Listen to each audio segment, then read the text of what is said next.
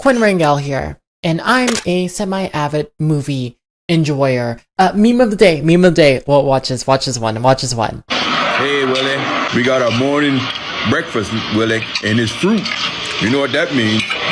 It keeps us regular. Anyways, so Primate, directed by Johannes.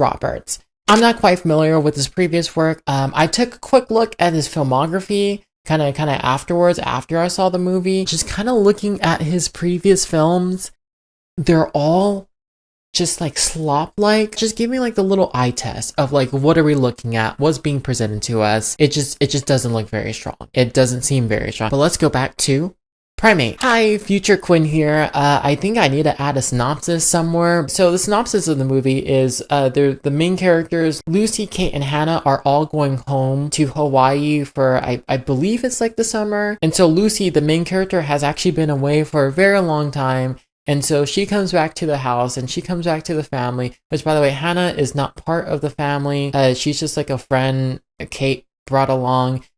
Trust me, this is all introduced in like the first 5 minutes. It's a little bit convoluted, but I mean, it is what it is. But anyway, they're all going home to Hawaii. We meet one of the next main characters, which is the father, who's like a deaf guy. And that's when they slowly, after that scene, introduce Ben, who it really kind of is the pet of, you know, the father. And so kind of behind the scenes of the movie, like it's never shown, but apparently a mongoose breaks into Ben's enclosure and bites him and gives him rabies.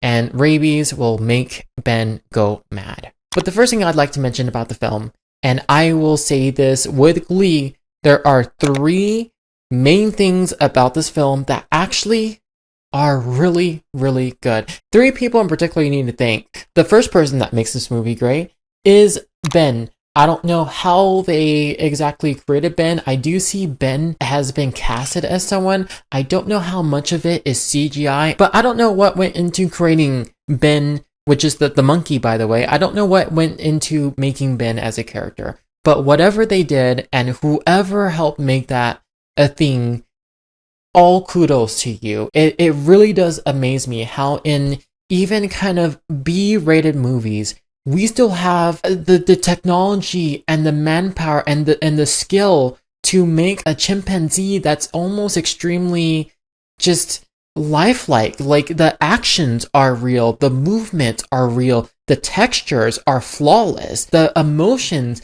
A monkey in a B-rated movie is showing flawless emotions across the screen. Whoever took part in the making of Ben deserves to get a raise on all accounts. They did phenomenal all up and down of Ben. The second person that deserves all kudos to their job is the cinematographer. Specifically, whoever did the cinematography for all the chimpanzee scenes. There's so many shots in my head right now that I perfectly just remember due to how it was presented to me. And in the very beginning of the movie, there's a guy that kind of goes into like the enclosure of Ben. You know, he has like an outside enclosure sort of thing. And Ben like hides under like a little stump in like his little like wooden treehouse thingy, I guess. But anyway, it's like nothing but black. And so the guy who is trying to give a shot to Ben has to kind of crawl under there. And I still vividly see his face like just getting ripped off from just under that like little cubby down there. It was absolutely, that visual will stick with me for quite a while. It was just, it's cool. It's cool. It looked nice. There's a lot of scenes in this movie where Ben and the environment that surrounds him is just phenomenal. So once again, whoever did the cinematography for the scenes that had Ben in it, oh my gosh. And then a third person who really, really needs to be thanked for how the movie came out as it is Troy Kotsur. Troy Kotsur is the actor who plays the father of the family. What makes him really special is that his character is actually deaf in the movie. And so you have to, whenever he comes on screen and he tries to convey, you know, his emotions and whatnot, you have to really zone in on his facial expressions, and you have to take in the blocking of the scene, and you have to take in how everybody kind of reacts to the scene. And almost every scene that has Troy Kotsur in it, because there's little to no sound in his scenes, I don't know, it's just something about it that just feels perfect about it. It feels relatable, and it feels personable, and it feels real. That's what gets me the most. If anything in the movie makes the characters relatable in any sort of way, it's the deaf dad. And it's how he talks to his children. It's how he talks to friends of the children. It's how he just conveys his emotions. It just feels like the realest thing about the movie. And come to find out, when I looked up this actor afterwards, yeah, he's actually like legitimately deaf. So it makes total sense because it's literally not an act. It's how he is. And so with that being said, that's kind of where all my pros stop, I guess you could say. I mentioned it earlier, but I do care for the character of the father. I think his character, while they did try to shoehorn like some backstory, he's supposed to be like a very big author. Like he's literally on the cover of Time magazine, but you know, his like most recent book is like failing whatever. Like I don't know what it was supposed to be, but you know, they introduced this thing about, oh, his book is like failing, and it never gets brought up ever again. Because here's literally the scenes of what happens. So the first scene, he's told, hey, your book is failing, and so he goes to work to a book signing, and then the third, he's offered like some type of like really good like deal, and he just straight up leaves. There's something going on with Ben that he wants to go home and find out about, and so that's like a perfect reason for why he left the event. But it just felt like they just had him do stuff. They just had him do stuff that was outside the house so he wouldn't be there. And granted, when he comes back into the house, you know, there's a lot of cheesy stuff that you can give a pass to. Like that one meme, like, oh, he's behind me, isn't he? Like, you can literally give that a pass here because he can't hear. He can't hear what's behind him. You have cheesy stuff in here, but it passes whenever he's on screen because it's done in a perfectly reasonable and realistic way and approach. You have that one little backstory about his book that just never comes into fruition for something. And past that, that's pretty much all the backstory anybody really gets. Lucy, which is supposed to be like kind of the main character of the movie, she gets like a little backstory at the very beginning of like, oh, she's been gone for a very long time, and she's going back to her family for the very first time. And there's some tension there between like her sister Erin, because it's like, oh, you've been gone for so long. I never thought I'd see you ever again. At the very beginning of the movie, they introduced the Hannah character, and Hannah is not a part of the family. She's just a friend, and Lucy does know her, and you can immediately tell there's tension between the two. Why is there tension? I don't know. It's not explained.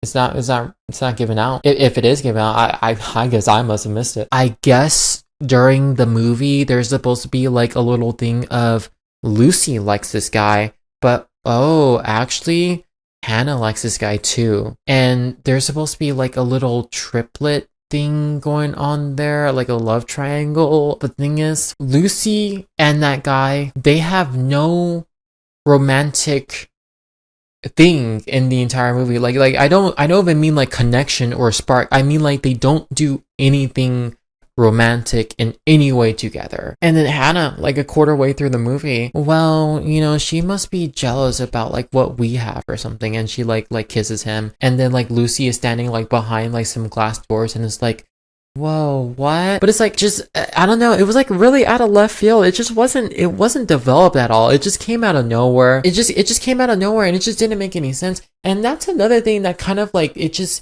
rings a few alarm bells in my head. This movie has a runtime of 89 minutes. And so they have all these like little subplots going on, but they can't develop it because they don't have enough time to. But on the same token, they only have one gimmick of Monkey is crazy. How long can you drag that out before it gets tiresome? So you have this like little dichotomy of the actual plot and concept of the movie is kind of thin, and it's not expanded on too much, but it never overstays its welcome. But then you also have a lot of other subplots with the characters that feel shoved into the movie, and it feels shoved in because you never get a payoff, you never get a real conflict, and you don't get any development. You can't do anything with it because of how little time there is in the movie. So on one hand, it also feels short, but then by the end of the movie, I was also like, can it end already? I'm getting kind of bored of this. Like, it just, once again, it's a weird dichotomy of there needs to be more, but also there's kind of just enough, but also it's kind of short. I don't know how it just like Schrodinger's runtime, but apparently it is. Apparently. So with all that being said, there is quite a lot that I like about it, but there is also just a lot of things that I don't care about, and there's a lot of things that I don't like about it, and there's a lot of things that I just feel very mixed or just meh on. So it only makes sense I can give this movie 2.5 stars out of 5. That's my rating.